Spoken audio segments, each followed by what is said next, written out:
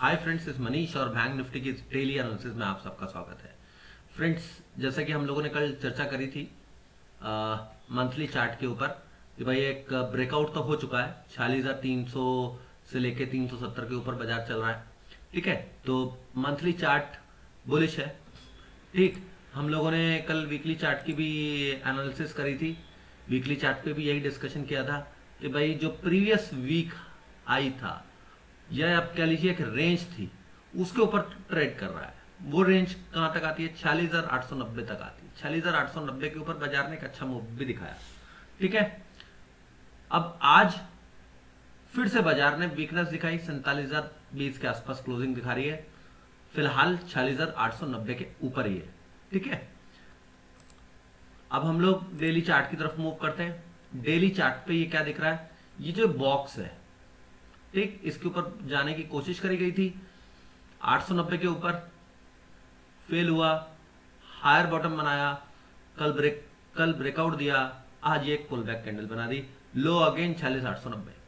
अब आपको ये समझ में आ गया होगा बड़े टाइम फ्रेम पे एनालिसिस करके 46,890 की इंपॉर्टेंस। 46,800 से 890। ठीक है, अब हम लोग डेली चार्ट से ओवरली चार्ट की तरफ मूव करते हैं। ओवरली चार्ट पे भी यही सपोर्ट रेजिस्टेंस बने हुए हैं। ठीक है, और हो सकता है बाजार यहाँ से जो 47,600 का टारगेट है वो अचीव करे। 46,890 से लेके 46,800 होल्ड रहना चाहिए। ठीक है, अब हम लोग 15 मिनट चार्ट पे आते हैं।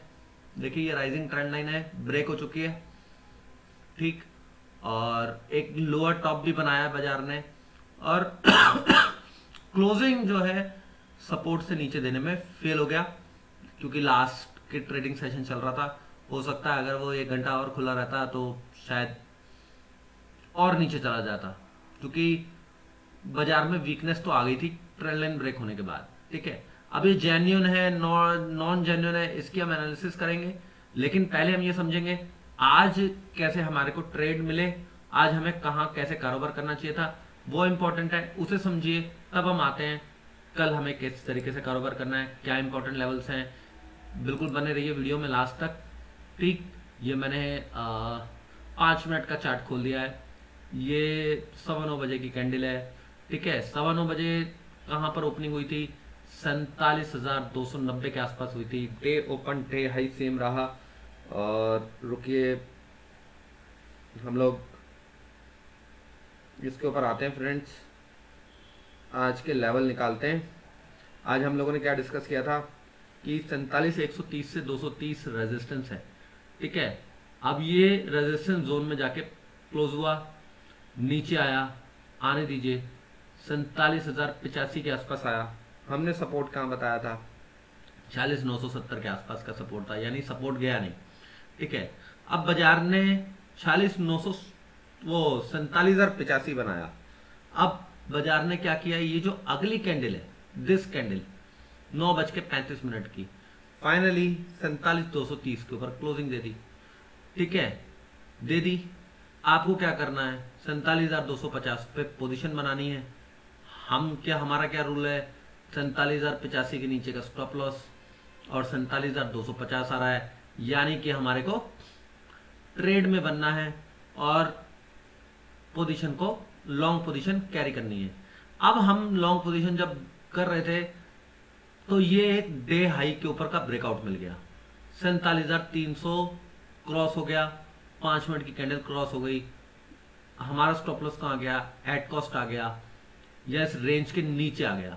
ठीक है, अब जब एट कॉस्ट आया 47,240 से 50 का, बाजार ने क्या किया? यहां पर 47,250 टेस्ट किया, क्लोज हुआ नहीं हुआ नो इश्यूज, लेकिन हमारा एसएल उड़ गया। हमारा एसएल क्या हुआ? गायब हो गया। 47,250 हमने अपना स्टॉप लॉस एट कॉस्ट लगाया हुआ था। ठीक है, अब एट कॉस्ट स्टॉप लॉस उड़ने के बाद क्या हुआ? 10:10 पे बाजार ने बड़ी रेड कैंडल बनाई, जिसने कंफर्मेशन दिया कि बाजार ने लोगों को ट्रैप किया। क्यों दिया? क्योंकि यहाँ पे एक पैटर्न बना था, जो ब्रेकआउट हुआ था वो फेल हो गया था। 47,140 पे हमारी शॉर्ट पोजीशन बनती है। हमारा स्टॉप लॉस कहाँ जाता है? 47,360 के आसपास तक का, यानी कि 220 पॉइंट का। अब हमारे को 220 पॉइंट का ट्रेड लेना है, तो हमारे को कम से कम से कम 46,900 तक जाना है, बाजार 920-25 तक जाना है, सॉरी, तो 46,925 एग्जैक्ट लो बनाया, पहला ट्रेड यहीं पे क्लोज हो गया।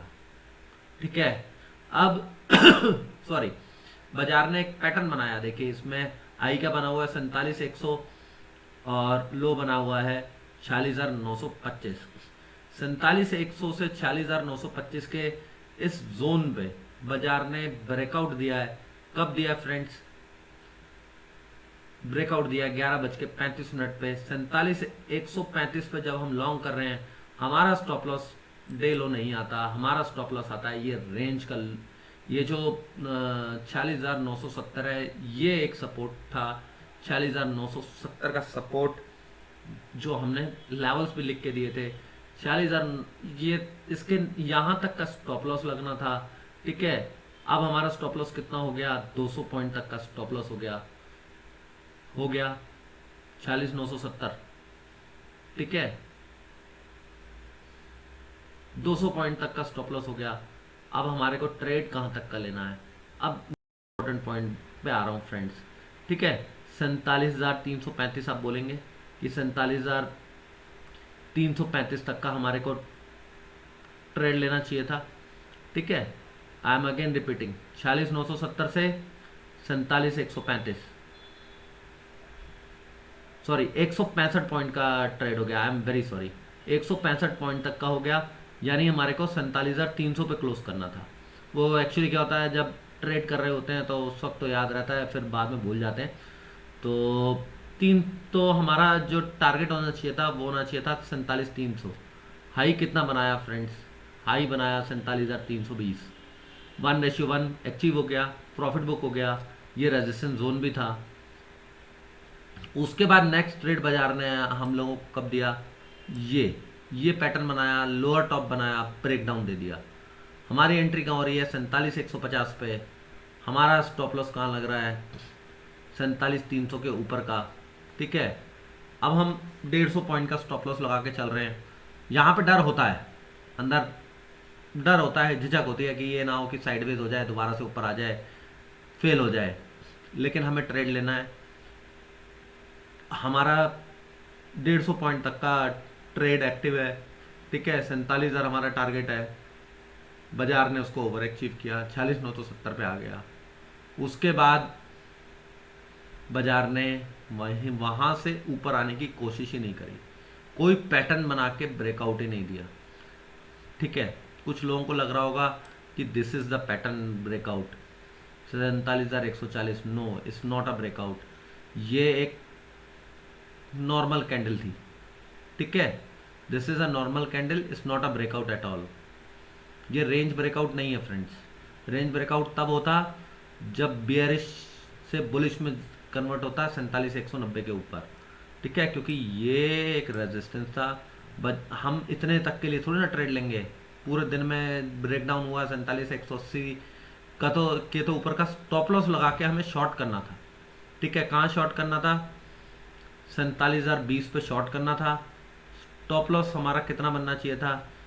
47,200। फिर 180 पॉइंट तक का स्टॉप लॉस लगा के यहाँ पे हमारे को ट्रेड बनता है।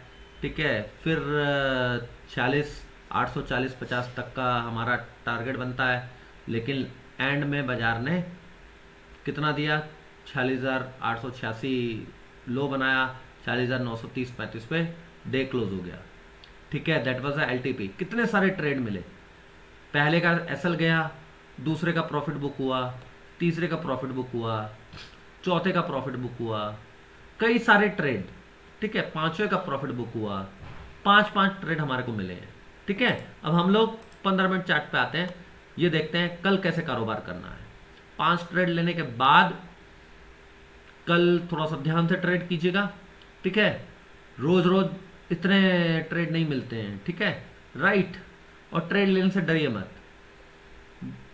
47,130 से लेके 47,160 ये पूरा रेजिस्टेंस जोन है, आप लोगों को क्लियरली विजिबल है फ्रेंड्स। 47,130 से लेके 160 तक का ये रेजिस्टेंस जोन है। ठीक है, जो आज इंट्राडे में बना, इसके ऊपर निकलेगा डेफिनेटली 47,300 आएगा, जो लेवल अभी हमने डिस्कस किया। 47,360 के ऊपर जाएगा तो फिर 500 और 600 आएगा। 47,500 और 47,600, ये याद रखिएगा। अगर आज केवल एक बियर ट्रैप हुआ है तो फिर ये टारगेट आने ही आने हैं। ये लेवल्स मैं सोशल मीडिया ऐप्स पे डाल दूंगा, इंस्टाग्राम पे, फेसबुक पे, ट्विटर पे, व्हाट्सएप पे, जो लोग जहाँ पर भी जुड़े हुए हैं उन सबको मिल जाएगा। ठीक है, उसके बाद अब देखिए ये भी हो सकता है कि ट्रैप ना हो, कोई वाकई में ब्रेकडाउन हुआ है। ठीक है, for bears I am saying 46,925 से लेके 880 तक, 46,880 तक सपोर्ट है। नीचे जाएगा 46,800, 700, ये दो लेवल आ सकते हैं। ज़्यादा गिरा तो फिर 46,500, 70-80 के आसपास भी आ सकता है। ठीक है, राइट। मैं 46,580 तक का लेवल डालूंगा, लेकिन आप थोड़ा सा ध्यान रखिएगा कि 700 पे निकल जाइए। ज़्यादा बड़ा फॉल नहीं दिख रहा है जब आज ऑलरेडी हो चुका है। ठीक है, इसलिए मैंने बोला थोड़ा सा ध्यान रखिएगा, लेकिन बाजार है, बाजार कुछ भी कर सकता है। ठीक, इसलिए मैं लेवल ज़रूर डाल रहा हूँ कि ये ना हो कि 46,700 के नीचे जाए फिर बोलो कि यार हमें नेक्स्ट टारगेट नहीं पता। तो मैं लेवल ज़रूर डाल दूंगा। ठीक, तो आई होप फ्रेंड्स मैंने कोई टाइम वेस्ट नहीं किया किसी का। एनालिसिस अच्छी लगी हो, पसंद आई हो, चैनल को सब्सक्राइब कीजिए, बेल नोटिफिकेशन जरूर ऑन कीजिए जिससे आने वाली वीडियोस की नोटिफिकेशन मिलती रहे। वीडियो पसंद आई हो तो लाइक कीजिए, शेयर कीजिए, कमेंट कीजिए। Thank you very much friends for watching.